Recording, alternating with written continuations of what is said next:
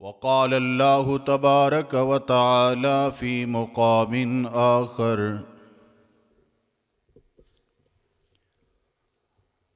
لا يستوي منكم من أنفق من قبل الفتح وقاتل أولئك أعظم درجة من الذين أنفقوا من بعد وقاتلوا وكلا وعد الله الحسنى والله بما تعملون خبير.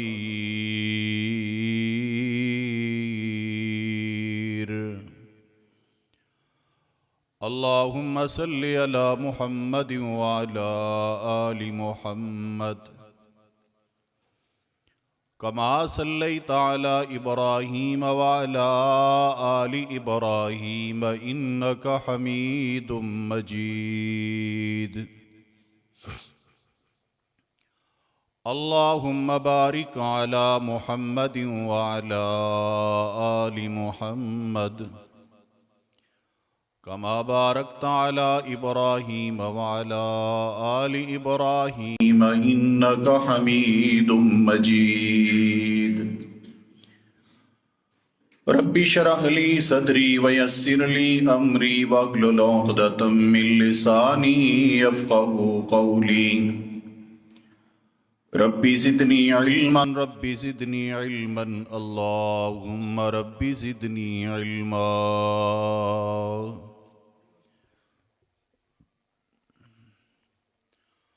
واجب الاحترام دوستوں اور بزرگوں، سابقہ خطبہ جمعۃ المبارک میں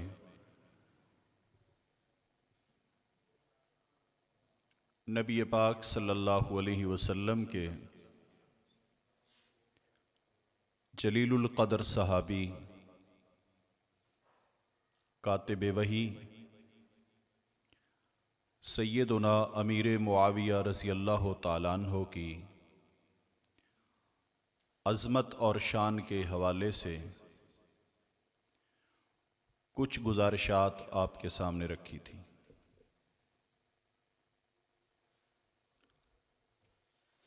آج کا جمعہ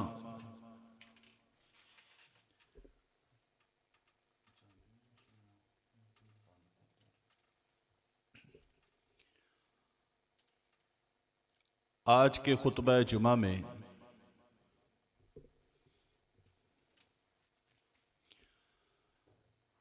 ایک انتہائی اہم حصہ اس عنوان کا عرض کرنا چاہوں گا، اور وہ حصہ اس حوالے سے ہے کہ کچھ اعتراضات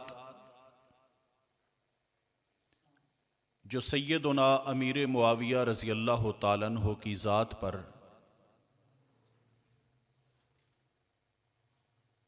میڈیا پہ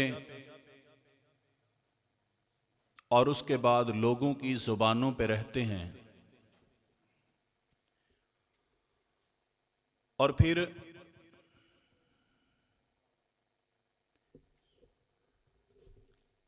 عوام ان کی تحقیق کیے بغیر، ان کی تہ میں جائے بغیر ان اعتراضات کو آگے نقل کرتی ہے، بلکہ بعض اوقات تو سلسلہ اس حد تک بھی پھیل جاتا ہے کہ رسول اللہ صلی اللہ علیہ وسلم کے اس جلیل القدر صحابی پر کچھ ان لوگوں نے کتابیں لکھیں جو اپنے آپ کو اہل السنہ کہتے ہیں،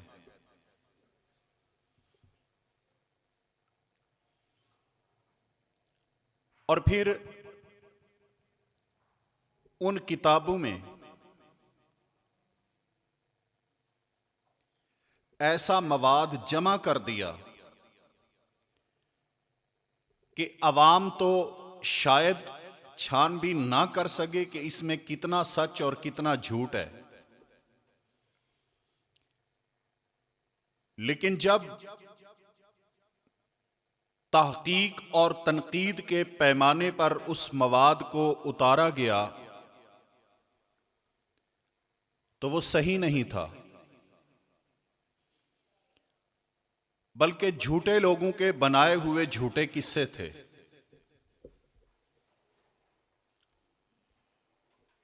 اور تعجب کی بات یہ ہے کہ ایسے اعتراضات عوام کے اندر اتنے عام کر دیے گئے کہ جب کوئی شخص نبی پاک صلی اللہ علیہ وسلم کی وحی سے ثابت شدہ سیدنا امیر معاویہ کی عظمت اور فضیلت کو بیان کرتا ہے تو ان اعتراضات کی دنیا میں گھومنے والے لوگ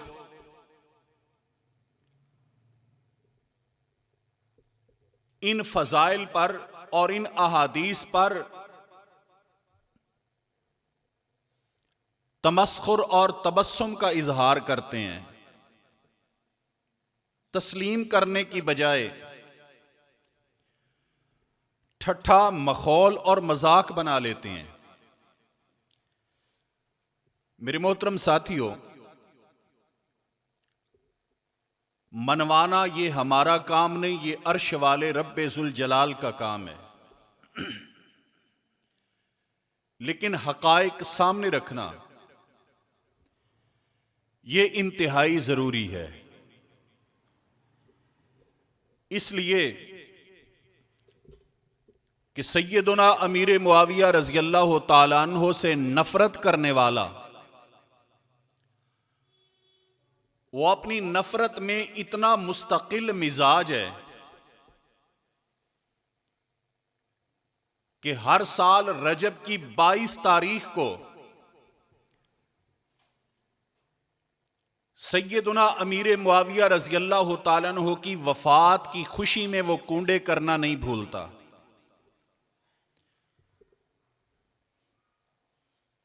تو اس لیے انشاءاللہ ہم بھی جناب امیر معاویہ کی عظمت اور فضیلت کو بیان کرنا اور ذہن میں بٹھانا نہیں بھولیں گے۔ تو آج غور کیجئے، سب سے پہلا اعتراض سیدنا امیر معاویہ رضی اللہ تعالیٰ عنہ کی ذات پر جو وارد کیا جاتا ہے وہ یہ ہے کہ وہ تو متأخر الاسلام تھے، اسلام بعد میں لے کے آئے، اس لیے تم کہاں لیے پھرتے ہو، لوگ کہتے ہیں کہاں لیے پھرتے ہو امیر معاویہ کو جناب علی کے مقابلے میں۔ سب سے پہلی بات، ہم سیدنا امیر معاویہ کی عظمت، فضیلت، منقبت بیان کرتے ہیں، ہم دونوں کا مقابلہ نہیں کرواتے۔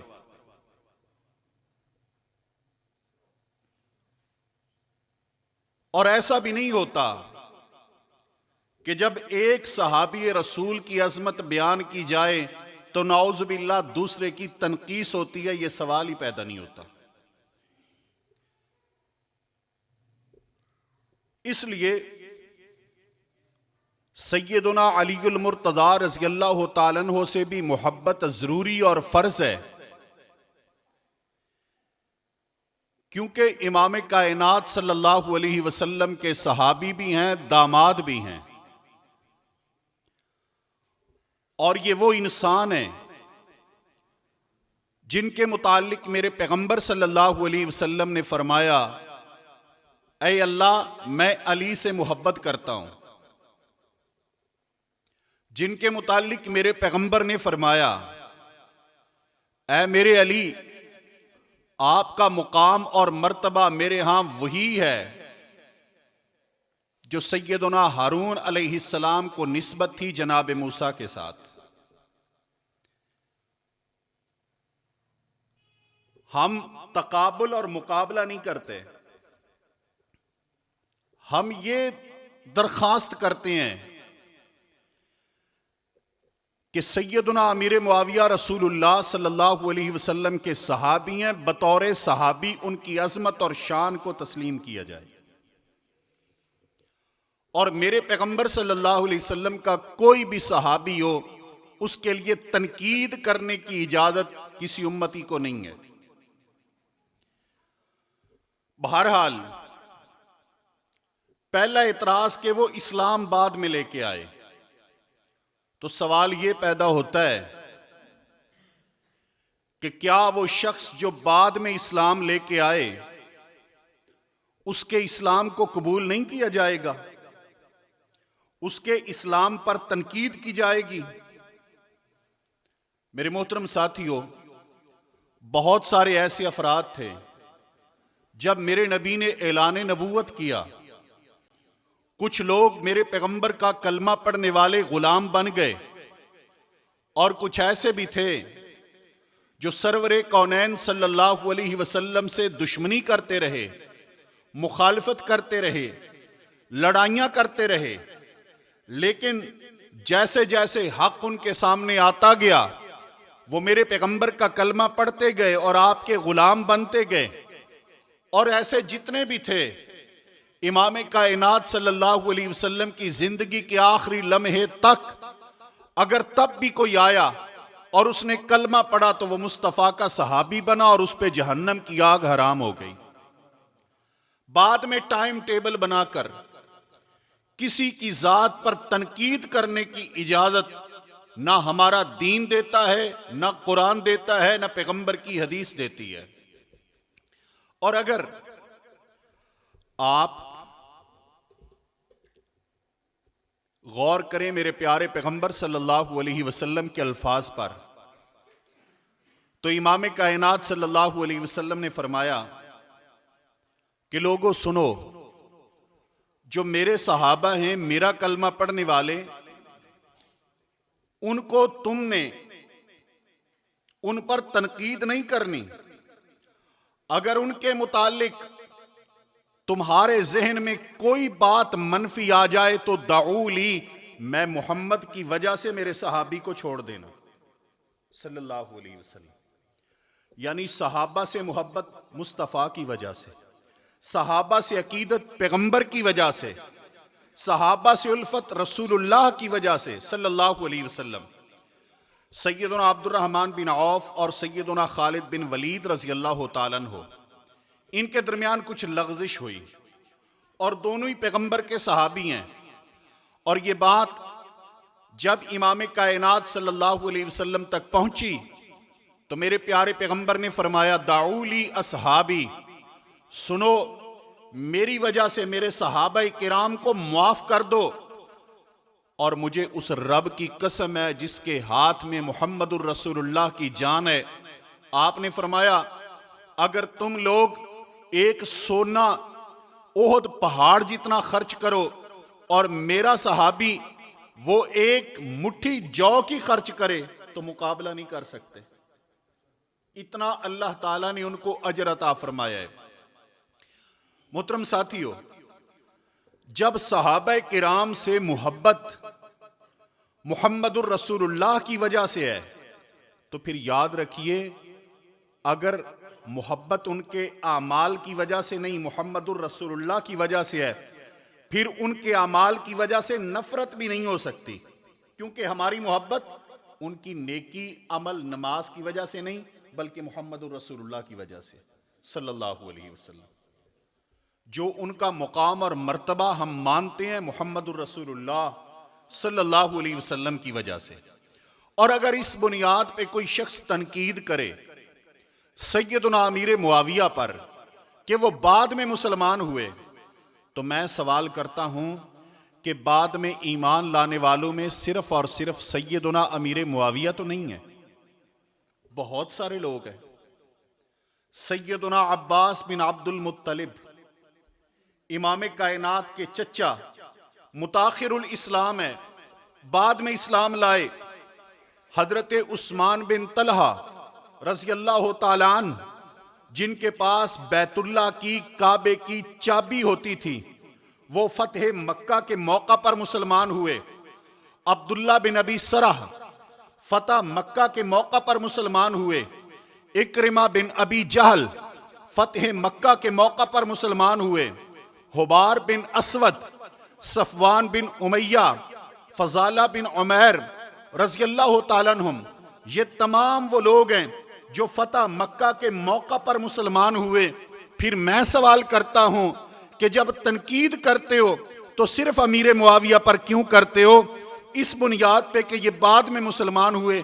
یہ تمام صحابہ کرام بھی تو وہ ہیں جو بعد میں مسلمان ہوئے۔ اس لیے سیدنا امیر معاویہ رضی اللہ تعالیٰ عنہ کے متعلق تو یہ بھی یاد رکھیں کہ فتح مکہ سے پہلے جناب امیر معاویہ مسلمان ہو چکے تھے، لیکن انہوں نے اپنے اسلام کا، ایمان کا اظہار فتح مکہ کے موقع پر فرمایا ہے۔ وہ پہلے مسلمان ہو چکے تھے، اسی لیے تو عمرۃ القضاء کے موقع پر جو فتح مکہ سے پہلے ہوتا ہے، سیدنا امیر معاویہ رضی اللہ تعالیٰ عنہ نے محمد الرسول اللہ صلی اللہ علیہ وسلم کے بال کاٹے ہیں اس موقع پر۔ محترم ساتھیو، اس کے علاوہ سیدنا امیر معاویہ رضی اللہ تعالیٰ عنہ اگرچہ بعد میں مسلمان ہوئے، لیکن پوری زندگی میں اسلام کے خلاف تلوار اٹھانا جناب امیر معاویہ رضی اللہ تعالیٰ عنہ سے ثابت نہیں ہے۔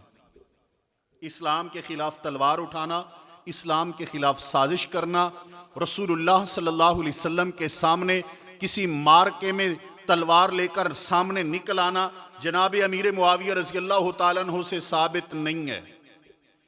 ان پر دوسرا اعتراض وہ یہ کیا جاتا ہے کہ سیدنا امیر معاویہ رضی اللہ تعالیٰ عنہ کو جو حکومت ملی تھی، یا حکومت انہوں نے ڈنڈے کے زور پر لی، سیدنا امیر معاویہ رضی اللہ تعالیٰ عنہ نے۔ اور یہ اعتراض ذرا توجہ آپ کی چاہوں گا، باتیں شاید آپ کو کچھ تھوڑی سی خشک بھی لگیں، کیونکہ عام ہمارے جو روٹین کی گفتگو اور موضوعات ہوتے ہیں ان سے تھوڑی مختلف بات ہوگی، لہذا بھرپور توجہ چاہوں گا کہ جو غلط فہمیاں ساتھیوں کے، لوگوں کے ذہنوں میں ڈال دی گئی ہیں، ذرا ان کی حقیقت ہم دیکھیں۔ میرے محترم ساتھیوں، سب سے بڑی دکھ اور تکلیف کی بات یہ ہے کہ یہ جو اعتراضات جناب امیر معاویہ رضی اللہ تعالی عنہ پر ہوئے، ان کی بنیاد کیا ہے؟ ان کی بنیاد طبری کی تاریخ ہے۔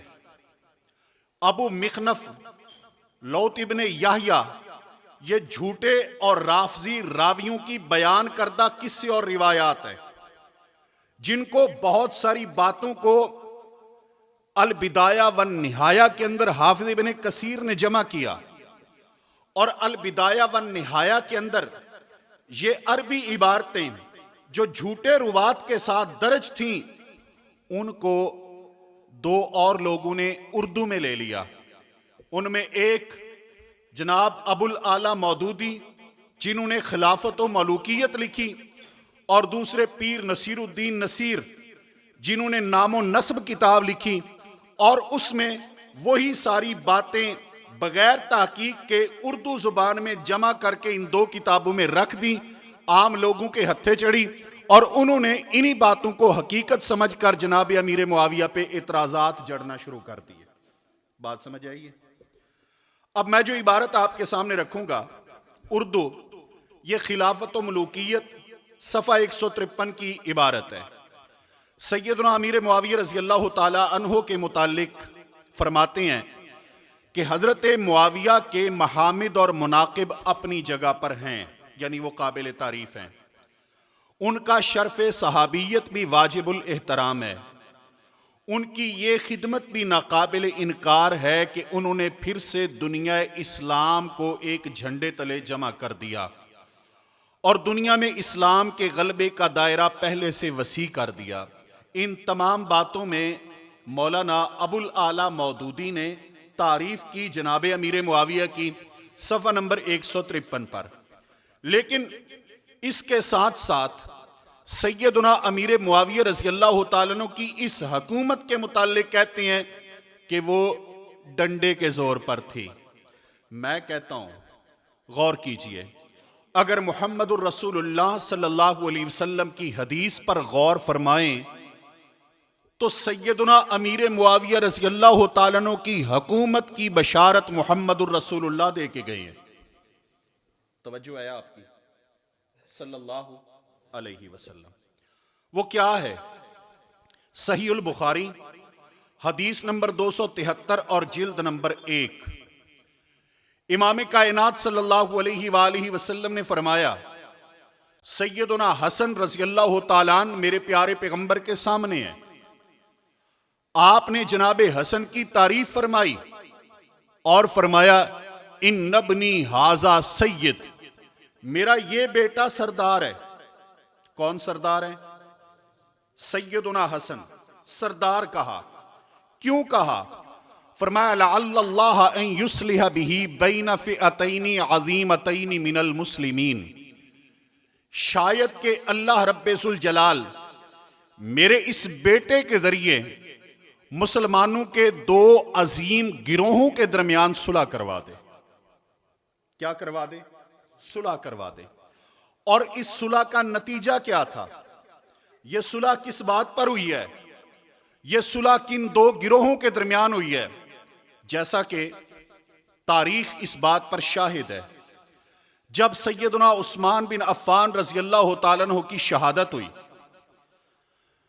سیدنا علی رضی اللہ تعالیٰ عنہ کی بیعت کا قیام ہوا، سیدنا امیر معاویہ رضی اللہ تعالیٰ عنہ کا یہاں پہ مطالبہ ہے کہ اے جناب علی، آپ کی میں بیعت کرتا ہوں، لیکن پہلے وہ لوگ جنہوں نے سیدنا عثمان رضی اللہ تعالیٰ عنہ کا قتل کیا ہے، شہید کیا ہے، ان سے انتقام لیا جائے۔ سیدنا علی رضی اللہ تعالیٰ عنہ ارشاد فرماتے ہیں کہ اے امیر معاویہ، آپ بیعت کریں، میرے ہاتھ مضبوط کریں، اس کے بعد ان لوگوں سے انتقام لیا جائے گا۔ لیکن یہاں پر دونوں میرے پیغمبر کے صحابیوں کے درمیان ایک اجتہادی اختلاف ہوا ہے، اور اس اختلاف کی بنیاد پہ دو گروہ بنے ہیں محمد الرسول اللہ صلی اللہ علیہ وآلہ وسلم کی امت کے۔ دو جماعتیں بن گئی، دو گروہ بن گئے، اور دونوں گروہ، دونوں کا نظریہ بولو ایک تھا، عقیدہ، قرآن، پیغمبر، معبود ایک، یعنی دین اسلام کی بنیادی چیزوں میں کسی ایک نظریے اور عقیدے پر بھی اختلاف نہیں ہے۔ جب ان میں عقیدے کا اور عمل کا اختلاف نہیں، یہاں پر دور حاضر میں بھی آپ دیکھیں نا، ایک ہی نظریے کی کئی تنظیمیں موجود ہوں گی، آپ کو کئی تنظیمیں ایک ایک مسلک کی موجود ہوں گی، لیکن جب ان میں نظریے اور عقیدے کا اختلاف نہیں تو ان میں سے کسی ایک پر آپ شرک اور بدعت کا فتویٰ لگا سکتے ہیں؟ نہیں لگا سکتے۔ آپ کہہ سکتے ہیں کہ بعض اوقات سوچ سمجھ کا ان میں اختلاف موجود ہے۔ اسی طرح کا یہ معاملہ تھا، اور بعض اوقات ایک ہی مسجد میں ایک ہی امام کے پیچھے ایک ہی نظریے کی کئی تنظیموں والے لوگ موجود ہوتے ہیں، نماز اکٹھی، جمعہ اکٹھا، تمام معاملات اکٹھے۔ کیوں جی ایسے ہوتا ہے؟ اس بنیاد پہ جو بندہ ان دونوں کو آپس میں لڑائے، اس کا مطلب شر تو اس کے اندر ہے۔ حضرات گرامی، سیدنا عثمان رضی اللہ تعالیٰ عنہ کے خون اور انتقام کے معاملہ میں ان دونوں میرے پیغمبر صلی اللہ علیہ وسلم کے جلیل القدر صحابیوں کا اختلاف ہوا، اور سیدنا امیر معاویہ رضی اللہ تعالیٰ عنہ، ان کا اصرار اس لیے زیادہ تھا کہ سیدنا عثمان رضی اللہ تعالیٰ عنہ جناب امیر معاویہ کے خاندان سے تھے، اس لیے ان کا اس معاملے میں دعویٰ ذرا تاکیدی بھی تھا، اور اس معاملے میں جو دعویٰ تھا وہ شدید بھی تھا۔ اور ہم یہ بھی کہتے ہیں کہ سیدنا علی المرتضی رضی اللہ تعالیٰ عنہ، ان کا موقف کہ پہلے تمام لوگ میری بیعت کے نیچے جمع ہو جاؤ، اس کے بعد میں اس معاملے میں پیش قدمی کرتا ہوں، یہ موقف درست تھا۔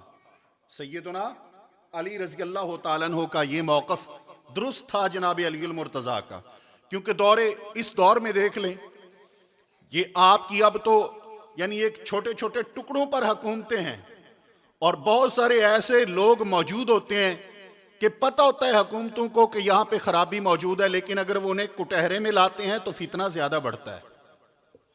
اس طرح کے امور اور معاملات چلتے ہیں۔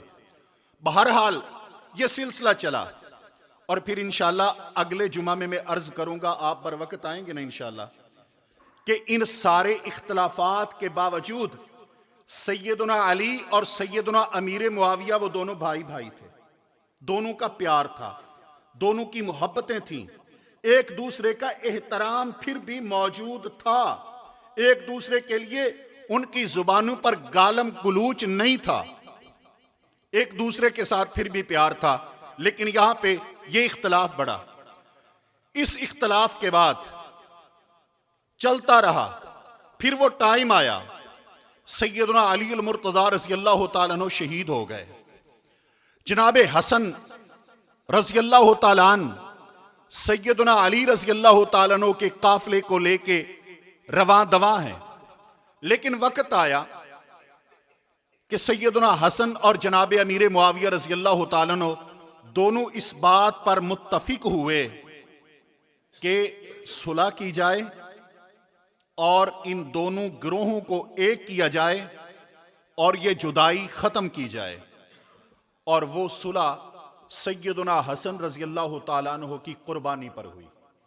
جناب حسن رضی اللہ تعالیٰ عنہ نے جو پہلے کوفہ کے اندر خلافت کو قائم کیے ہوئے تھے، انہوں نے کہا کہ میں دستبرداری کا اعلان و اظہار کرتا ہوں، اور سیدنا حسن رضی اللہ تعالیٰ عنہ نے کوفہ کے اندر منبر کوفہ ہے، سیدنا امیر معاویہ رضی اللہ تعالیٰ عنہ کو منبر پر بٹھایا اور کہا اپنا ہاتھ پھیلائیے۔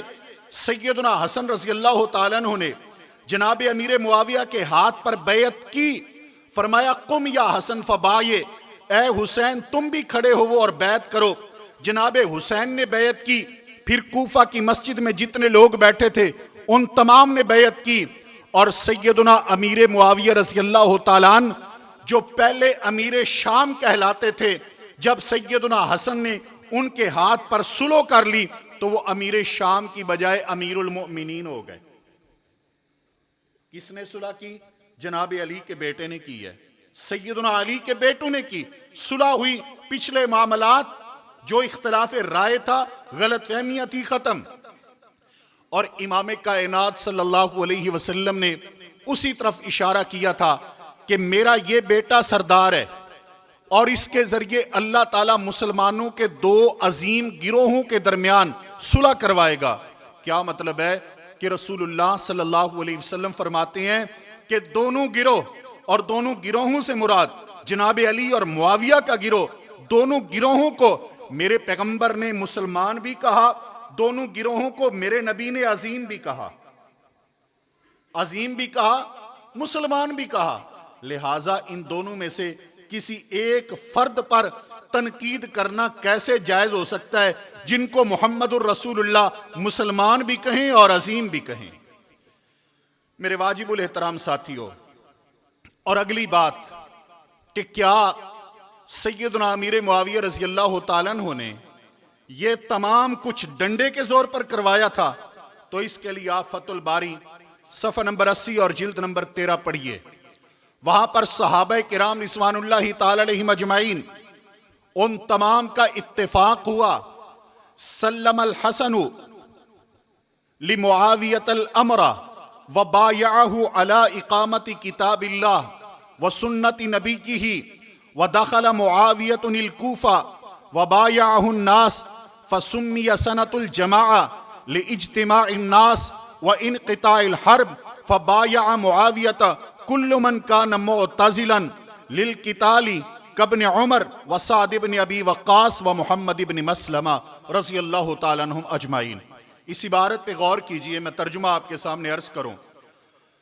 فتح الباری فرماتے ہیں کہ سیدنا حسن رضی اللہ تعالیٰ عنہ نے سیدنا امیر معاویہ رضی اللہ تعالیٰ عنہ کی حکومت کو تسلیم کیا اور جناب امیر معاویہ کے ہاتھ پر بیعت کی، اور بیعت اس بات پر کی کہ آپ اللہ کی کتاب کو قائم کریں گے، محمد الرسول اللہ صلی اللہ علیہ وسلم کی سنت کو قائم کریں گے۔ اس کے بعد جناب امیر معاویہ کوفہ میں داخل ہوتے ہیں، لوگ بیعت کرتے ہیں سیدنا امیر معاویہ کے ہاتھ پر۔ تو اس سال کو، جس سال سیدنا حسن اور سیدنا امیر معاویہ کی صلح ہوئی، اہل اسلام نے اس سال کو سنۃ الجماع کہا، یعنی جماعت کا سال، اتفاق کا سال، اتحاد کا سال۔ اور یہ وہ سال تھا کہ کچھ لوگ جو ان دونوں گروہوں سے دور تھے، جیسا کہ عبداللہ بن عمر، سعد بن ابی وقاص اور محمد بن مسلمہ رضی اللہ تعالیٰ عنہم، وہ بھی اب ساتھ آ ملے۔ پہلے الگ تھے، وہ بھی ساتھ ہو گئے۔ تو اسی بنیاد پہ اس سال کا نام سنۃ الجماع ہوا۔ اس کا مطلب سیدنا امیر معاویہ رضی اللہ تعالیٰ عنہ حکمران بنے، امیر المسلمین بنے، امیر المؤمنین بنے۔ جناب امیر معاویہ ڈنڈے کے زور پر نہیں بنے، صحابہ کرام کے اتفاق سے بنے ہیں۔ صحابہ کا اتفاق ہو گیا، حسن و حسین کا اتفاق ہو گیا، اولاد علی کا اتفاق ہو گیا۔ اور ویسے مجھے ذرا غور کر کے بتلائیے گا کہ جب ہم یہ کہیں یا کوئی یہ لکھے کہ وہ ڈنڈے کے زور پہ حکمران بنے، نعوذ باللہ، یہ چلیں آپ سیدنا امیر معاویہ کو تو جو کہہ رہے ہیں سو کہہ رہے ہیں، لیکن کیا اس میں میرے پیغمبر صلی اللہ علیہ وسلم کے نواسوں کی اہانت نہیں ہے؟ وہ تو جرت مند، دلیر اور بہادر تھے، سیدنا علی کی اولاد۔ آپ کیسے کہہ رہے ہیں کہ نعوذ باللہ ان سے ڈنڈے کے زور پر سیدنا امیر معاویہ رضی اللہ تعالیٰ نے حکومت کو منوا لیا؟ تو یہ ان کی اہانت ہے اور یہ ایک غلط بات ہے۔ اب میں عرض کروں کہ یہ اردو عبارت جو نام و نسب میں پیر نصیر الدین نصیر گولڑوی یا مولانا ابو الاعلیٰ مودودی نے لکھی، اس کی بنیاد کیا ہے؟ اس کی بنیاد کیا ہے؟ اردو تو لکھ لی نا انہوں نے، کوئی یہ روایت ان پہ نازل تو نہیں ہوئی تھی، کہیں سے لی ہے، کہیں سے لی اور اس کا اردو ترجمہ کر دیا۔ میں آپ کو عرض کروں کہ کہاں سے لی اور اس کی حقیقت کیا ہے؟ تو یہ روایت انہوں نے البدایہ والنہایہ سے لی، جس کا صفحہ نمبر 132 اور جلد نمبر 8 ہے۔ وہاں پر اور خلافت و ملوکیت کے اندر بھی یہ اردو عبارت درج ہے۔ کہتے ہیں وَأَنَا أَعْلَمُ أَنَّكُمْ لَا تُسِرُّونَ بِوِلَایَتِي، کہ سیدنا امیر معاویہ رضی اللہ تعالیٰ عنہ لوگوں سے مخاطب ہوئے اور مخاطب ہو کے کہتے ہیں کہ میں جانتا ہوں تم میری حکومت پر راضی نہیں ہو۔ کس نے کہا؟ سیدنا امیر معاویہ رضی اللہ تعالیٰ عنہ نے۔ وَلَا تُحِبُّونَهَا، اور میں یہ بھی جانتا ہوں کہ تم میری حکومت کو پسند نہیں کرتے۔ وَإِنِّي عَالِمٌ بِمَا فِي نُفُوسِكُمْ، اور مجھے یہ بھی پتا ہے کہ تمہارے دلوں میں کیا ہے۔ وَلَكِنِّي خَالَصْتُكُمْ بِسَيْفِي هَذَا مُخَالَصَةً، تو سیدنا امیر معاویہ نے کہا لیکن میں نے تلوار کے ذریعے تم پر اپنا روب دبدبہ قائم کیا اور حکومت قائم کر لی۔ یعنی یہ وہ روایت ہے جو البدایہ والنہایہ کی ہے، جس روایت کو آگے لے کر سیدنا امیر معاویہ پر تنقید کرنے والوں نے تنقید کی کہ انہوں نے حکومت کو ڈنڈے کے زور پر لیا تھا۔ اب غور کیجئے اس عربی عبارت کا اور روایت کا حال کیا ہے، کتنی درست ہے۔ میرے محترم ساتھیوں، اس کو بیان کرنے میں جو مرکزی راوی ہے سند میں، اس کا نام ہے ابو بکر الحزلی۔ دوسرا ہے اس میں یحییٰ بن سعید۔ تو اس کے متعلق، ابو بکر الحزلی کے متعلق امام یحییٰ بن سعید اور امام یحییٰ بن معین ارشاد فرماتے ہیں لیس بشیء، یہ بندہ کسی کھاتے کا نہیں تھا۔ کیا مطلب؟ یعنی اس کی بات کا کوئی اعتماد اور یقین نہیں تھا، جھوٹ بولا کرتا تھا۔ اسی طرح امام غندر فرماتے ہیں، امام منذر رحمہ اللہ، کہ کان کذاب، یہ جھوٹا آدمی تھا. اور اسی طرح دیگر روات اس سند کے وہ تمام کے تمام ضعیف، متروک اور جھوٹے راوی ہیں جو سیدنا امیر معاویہ رضی اللہ تعالیٰ عنہ پر اس حوالے سے یہ بات بیان کرتے ہیں.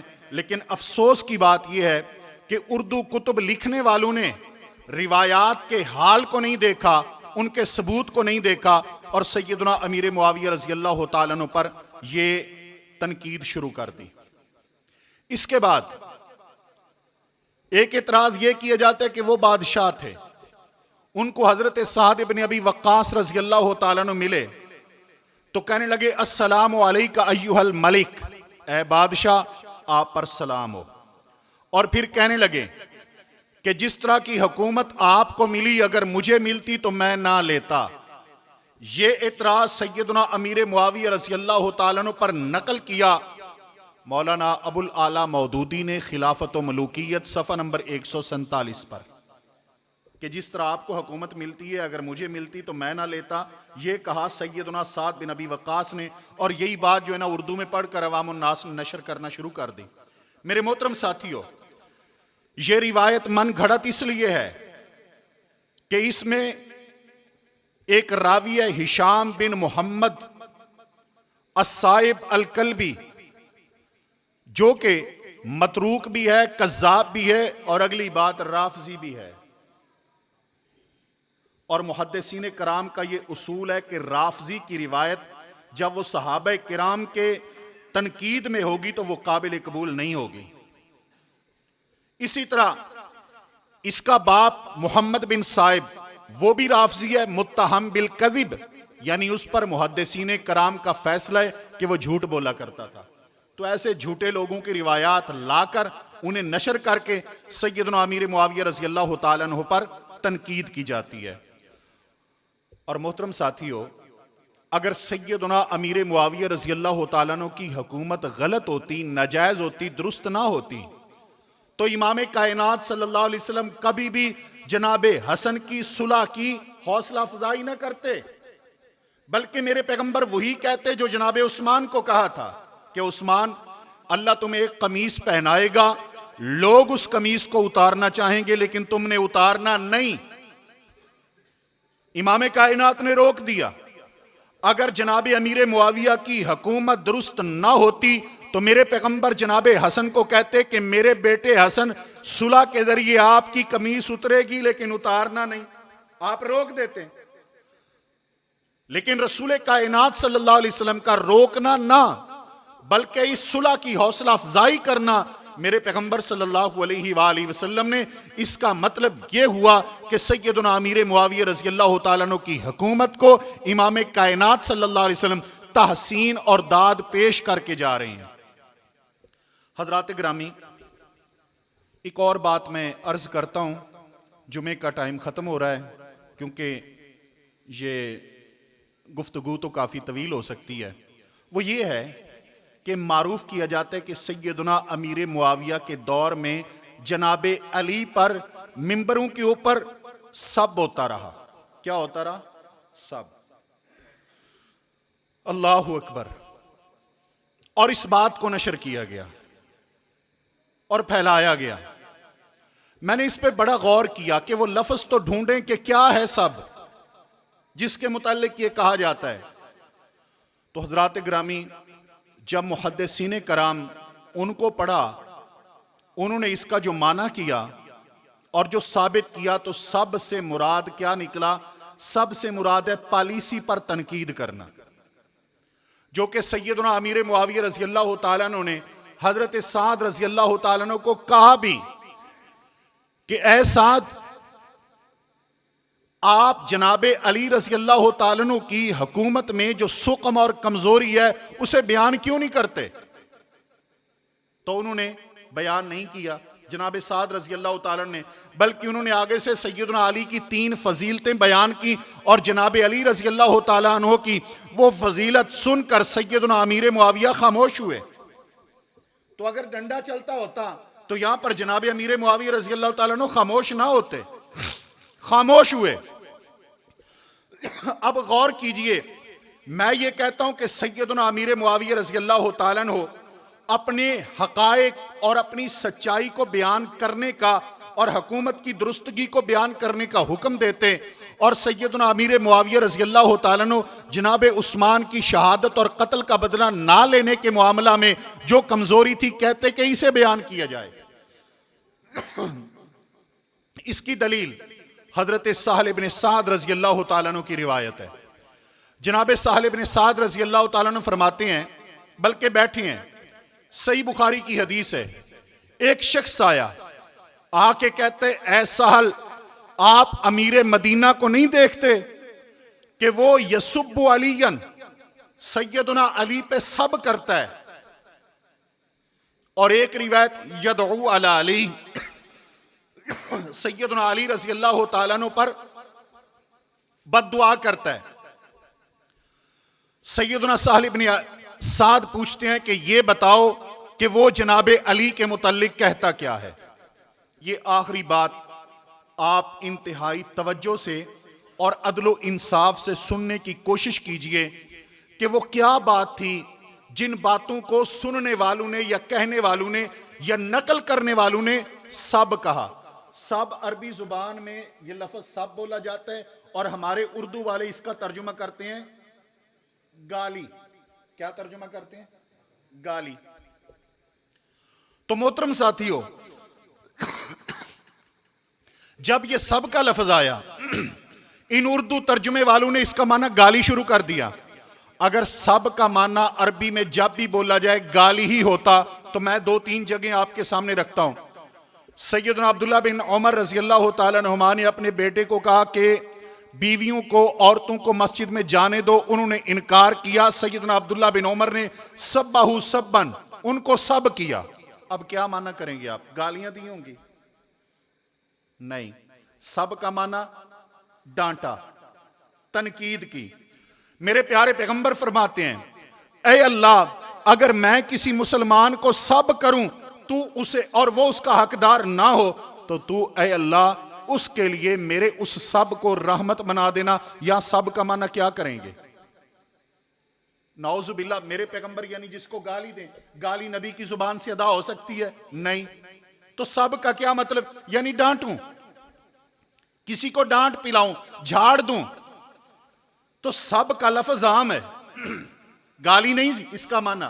اس کا معنی پالیسی پر تنقید بھی ہے، اس کا معنی ایسا بھی ہے یعنی ایسا رویہ اختیار کرنا جو اگلے کو پسند نہ ہو۔ تو اب غور کیجئے، میں بالکل آپ کو عین اس مقام پہ لے کے چلتا ہوں کہ وہ کیا الفاظ تھے جن کو سب کہا گیا ہے۔ سہل بن سعد کے پاس ایک شخص آیا، صحیح بخاری کی حدیث ہے اور دیگر کتب میں بھی موجود ہے، بعض میں یدعو کے اور بعض میں یسبو کے الفاظ ہیں کہ یہ جو امیر مدینہ ہے یسب علی، جناب علی پہ سب کرتا ہے۔ سہل بن سعد پوچھتے ہیں کہ بھائی کیا کہتا ہے؟ کہتے ہیں وہ جناب علی کو کہتے ہیں ابو تراب۔ توجہ ہے؟ نہیں، اگر ہوتی تو آپ سر اٹھا کے یقیناً مجھے بتاتے اپنی آنکھوں کے ساتھ کہ ہمیں بات سمجھ آ گئی ہے۔ کیا سب کرتا ہے جناب علی پر؟ کیا کہتا ہے؟ ابو تراب۔ کیا کہتا ہے؟ ابو تراب۔ کیا مطلب ہے؟ سیدنا علی کی جو کنیت معروف تھی بیٹے کے نام پر وہ تھی ابو الحسن، یعنی یہ نام معروف تھا۔ ابو تراب ان کا نام یا کنیت معروف نہیں تھی، اور جب منبر پہ ابو تراب کسی نے کہا تو سننے والے نے کیا سمجھا کہ گالی ہے، اس لیے اس نے باہر جا کر کیا بول دیا کہ کیا دی جا رہی ہے؟ گالی دی جا رہی ہے۔ محمد کے صحابی سے فیصلہ کروائیے، وہ کیا کہتے ہیں؟ کہتے ہیں اللہ کے بندے یہ گالی نہیں ہے، یہ تو علی کی وہ کنیت ہے جو علی کو سب سے زیادہ محبوب ہے۔ تم نہیں جانتے، ابو الحسن علی نے کنیت اپنی خود رکھی ہے، اور ابو تراب کنیت علی کو محمد الرسول اللہ نے دی ہے صلی اللہ علیہ وسلم۔ حضرت سہل نے جب یہ بات کی تو ابو حازم کہتے ہیں سہل مجھے یہ بات ذرا تفصیل سے بتاؤ، یہ ابو تراب والی بات۔ کہتے ہیں ایک بار ایسا ہوا سیدنا علی کا اور سیدہ فاطمہ کا گھر میں کوئی تھوڑا سا جھگڑا ہو گیا، اونچ نیچ ہو گئی۔ جناب علی رضی اللہ تعالیٰ ناراض ہو کے مسجد میں چلے گئے۔ محمد الرسول اللہ اپنی بیٹی کے پاس آئے، پوچھا این ابن عمک، تیرے چچے کا بیٹا کدھر ہے؟ فرمایا اللہ کے پیغمبر ناراض ہو کے باہر چلے گئے ہیں۔ میرے پیغمبر تلاش کرنے کے لیے نکلے جناب علی کو۔ سیدنا علی رضی اللہ تعالیٰ مسجد کے صحن میں مٹی کے اوپر لیٹے ہوئے تھے، میرے پیغمبر بیٹھے۔ علی رضی اللہ تعالیٰ کو کہا اجلس ابا تراب، اے ابو تراب بیٹھو، ابو تراب بیٹھو، یعنی مٹی والے بیٹھو، مٹی کے باپ بیٹھو، یعنی مٹی پہ لیٹے ہوئے تھے، اس لیے کہا میرے پیغمبر نے اے مٹی والے بیٹھو۔ جناب علی بیٹھے، میرے پیغمبر علی کی پیٹھ سے اپنے ہاتھوں کے ساتھ مٹی صاف کرنے لگے، مٹی جھاڑنے لگے، اور اس وقت میرے نبی نے علی کو کہا ابو تراب، تو یہ کنیت تو علی کو سب سے زیادہ محبوب ہے، تو اسے گالی کہہ رہا ہے۔ سمجھ آئی ہے؟ اس کا مطلب یہ ہے کہ سیدنا علی اور سیدنا امیر معاویہ رضی اللہ تعالیٰ یہ بھائی بھائی ہی تھے، صلح کے بعد بھائی بھائی تھے، پہلے بھی بھائی بھائی تھے۔ ہاں کچھ عرصے کے لیے جو فہم کا اختلاف پیدا ہوا اس کے نتیجے میں کچھ غلط فہمیاں ضرور پیدا ہوئی ہیں، لیکن جو لوگ کہتے ہیں گالی دی گئی، گالی ہوئی، اس کی حقیقت یہ ہے جو میں نے آپ کے سامنے رکھی ہے کہ بعض اوقات سننے والوں کو غلط فہمی ہوئی ہے۔ نہ سیدنا امیر معاویہ رضی اللہ تعالیٰ نے ایسا حکم دیا ہے اور جناب علی رضی اللہ تعالیٰ کے متعلق نہ ہی ایسا کچھ کہا گیا ہے۔ اور سوال یہ ہے کہ اگر جناب علی کو گالیاں دی جاتی تھیں تو کون بیٹا ہے جو باپ کو گالی دینے والے کے ساتھ صلح کرتا ہے؟ کوئی ایک تے دسو۔ باپ کو گالیاں پڑتی رہیں اور گالیاں کھا کھا کے باپ فوت ہو جائے تو اس کی وفات کے بعد باپ کو گالیاں دینے والے اور گالیاں دلوانے والوں کے ساتھ بھی کوئی ہاتھ ملایا کرتا ہے؟ اس کا مطلب یہ ہے کہ یہ لوگوں کی اڑائی ہوئی باتیں ہیں، ان میں حقیقت نہیں ہے۔ اللہ رب ذوالجلال میرے نبی کے دونوں صحابیوں کا احترام کرنے کی توفیق عطا فرمائے، آمین ثم آمین۔ وَأَقُولُ قَوْلِي هَذَا وَأَسْتَغْفِرُ اللَّهَ لِي وَلَكُمْ وَلِسَائِرِ الْمُسْلِمِينَ۔